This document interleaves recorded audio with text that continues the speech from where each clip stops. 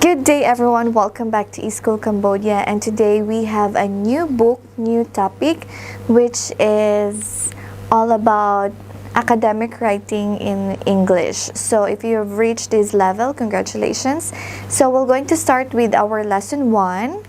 Let's go straight away. So this book was published by Alice and Anne. Okay, so let's start with the process of academic writing. So if you are here, this is all about writing. So if you like writing, probably you would like this topic, but if you don't like, just practice. Okay? So let's start with the process of academic writing. So there are plenty of process, of course. So we're going to start from the top. The first one, let us first introduce what is academic writing. So academic writing, as the name implies, is the kind of writing that you are required to do in college or university. So if you are studying, whether you like it or not, you will undergo with this kind of courses. So just like if you are studying in a college or in a university, you should have this course all about academic writing. So in this course, your writing skills is practiced. So let's continue. It differs from other kinds of writing such as personal, literary, journalistic, or business writing. I'm so sorry for typo error. This should be comma. Okay, so writing should be personal, literary. When I was in college, we have literary competition. Also journalistic, so it's all about news, or business writing, so it's all about business. So of course, after studying this course and you finish your college or you graduate in university, you will be able to use this skill if you want to employ in a business industry, and the business industry needs an article about their product. So that is the work of writers. Sorry. Journalist, if you're working in a TV or radio or in a newspaper, so you can be a journalist. Okay, so its differences can be explained in part by its special audience, tone, and purpose. Whenever you write, consider your specific audience. That is the people who will read what you have written. Your audience are the people who will read what you have written. Knowing your audience will help you to communicate dearly and effectively. So in academic writing, your audience is primarily your professors and your instructors. So if you are a journalist, your audience should be the people. Okay, so if you're in business, the same. Your audience will be the people, the public. So what you write depends on who's your audience, and knowing them is one of the most important process, because you cannot write a difficult level of writing if your audience are kindergarten or the kids, because their level of knowledge is not yet there. Okay, they're still in learning letters, learning how to read. So you should know your audience. Next, in addition, you should also consider the tone of your writing, which depends on your subject matter and on your audience. Tone is your style of manner of expression. Okay? It is revealed by your choice of words and grammatical structures, and even the length of your sentences. So we call it tone. The tone of a piece of writing can be, for example, serious, amusing, personal or impersonal, or funny. So academic writing is usually formal and serious in tone. And of course, if you're going to write a comic, so it's not usually serious. And finally, the purpose of a piece of writing determines the rhetorical formal chosen for it.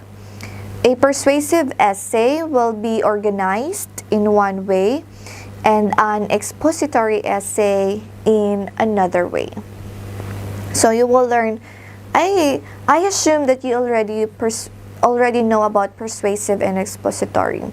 So in this book, you will learn the basic rhetorical forms of academic writing, from single paragraphs to multi-paragraph essays. As you write each assignment in this course and in other college courses, keep in mind your audience, tone, purpose of the message your reader will receive is the message you intend to convey. Okay, so next, let's start the process of academic writing. So the first one is prewriting. When you say prewriting, what do you mean by that? Just based on the word only, any stored knowledge about what prewriting is? So look for the word pre. So first, prewriting. So when you say pre, which means before, right? So let's find out. Writing, particularly academic writing, is not easy. It takes study and practice to develop this skill for both native speakers and new learners of English. Okay. It is important to note that writing is a process, not a product. So that doesn't mean that you're going to write, you will have the product right away. It is a process. So you should undergo those process in order for you to have a product. This means that a piece of writing, whether it is a composition for your English class or a lab report for your chemistry class, is never complete. That is, it is always possible to review, revise, review, revise, review, revise, and again. So you will going to do this one repetitively. Okay, so writing is not easy, and it depends on your mood, your audience, your tone. So the more you write, the more your knowledge will become broad. Okay, there are 4 main stages in the writing process. The first one is pre-writing. That is what we're talking about now. Planning, writing and revising drafts, and writing the final copy to hand in. Each stage will be explained and practiced in part 1 of this book. In this chapter, you will concentrate on pre-writing techniques, which are activities to help you generate ideas for your writing assignments. Okay, let's start with our computer tip. Writing is so important in academic life that some universities have online writing centers. These sites offer extra writing advice and information as your instruction how to find the instructor. So in our university, we don't have this one. Probably yours you have. We just have only online library. Okay, first, step 1, choosing and narrowing a topic. So this is the first step in pre-writing, choosing and narrowing a topic. So in pre-writing, that is not, in this stage you will still think, what are your topics? If it is broad, you should narrow it. Okay, if you are given a specific writing assignment, such as an essay, question on an examination, then of course, what you can write about is limited. On the other hand, when you're given a free choice of topics and can write about something you are interested in, then you must narrow the topic to a particular aspects of the general subject. For example, your teacher asks you to write something about sports. So since you are given an opportunity to choose your topic, sports is quite broad, so you have to narrow your topic. So for example, all about swimming. Swimming is part of a sports. Or you want to choose soccer because that is your famous sports, or probably basketball. So you have to narrow your topic, make it more specific. So next, suppose you are interested in the environment. It would be impossible to cover such a big topic in a paragraph.